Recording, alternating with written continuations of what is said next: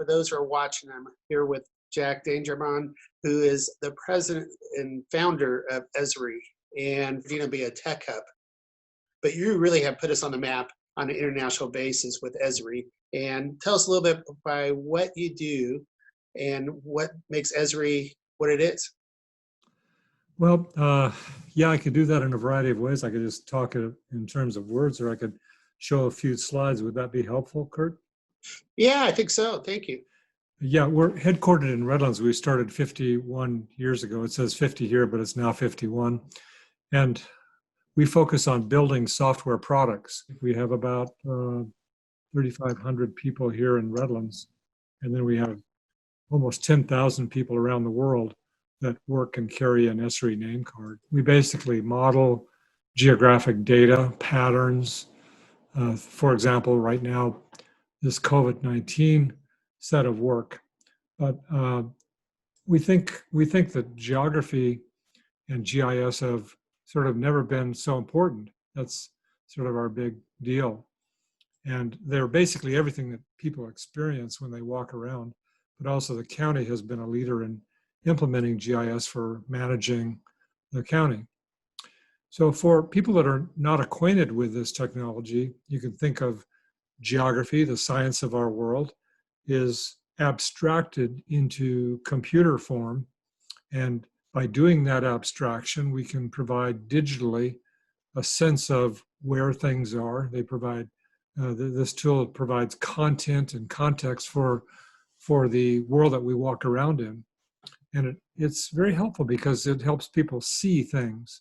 They can see complexity, they can see relationships, they can see patterns, they can bring all of the world together. And in this particular time, with COVID breaking out, it helps people understand and then intelligently respond. And this is exactly, I know this is exactly what you believe in, Curt, because you've told me so, this idea of having a digital data-driven county and be able to respond more intelligently. So maps and geography, we say, bring it together.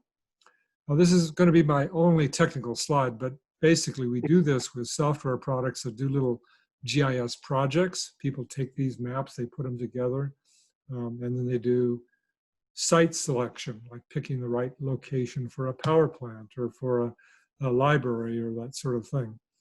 In the county, you use our software to abstract different layers of data. We call them systems of record. It's not the money data, it's geographic stuff like who owns what parcels, where the roads are, where the fire stations, where the health clinics, all of those sorts of things. And you maintain those just like people maintain money databases. And more recently, our customers are getting together, like different cities and different counties, regional governments like SCAG here in Southern California, and the state and the USGS, and they're sharing their geographic data across the internet, which is linking together different separate systems, county, city, government. Edison, for example, Sempra here, and dozens of businesses in the Inland Empire use our tools to basically abstract into map data their information.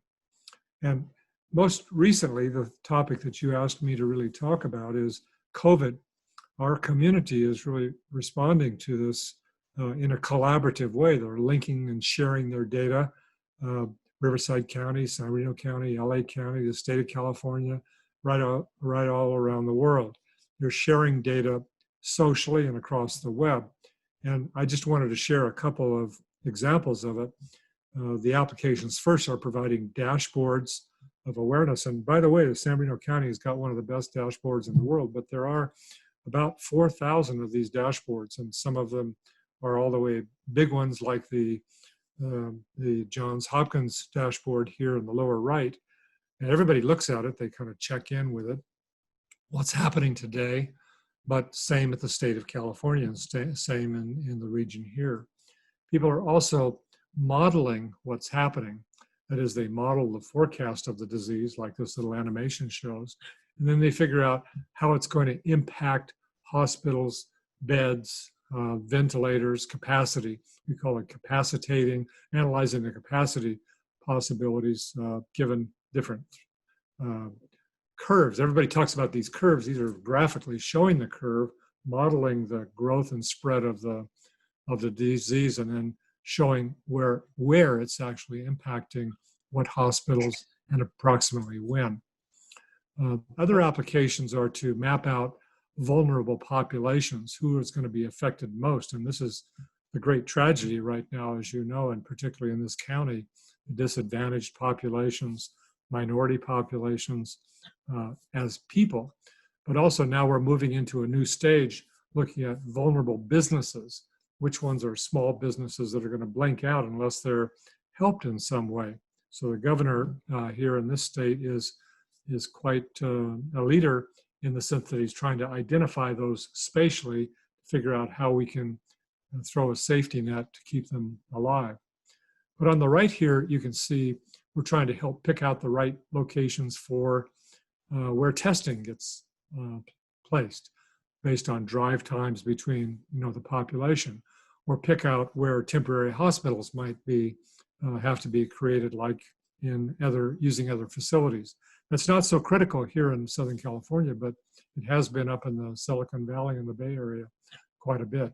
And then how do we allocate the limited number of ventilators or masks to the right locations based on these forecasts? This is basically what our tools do.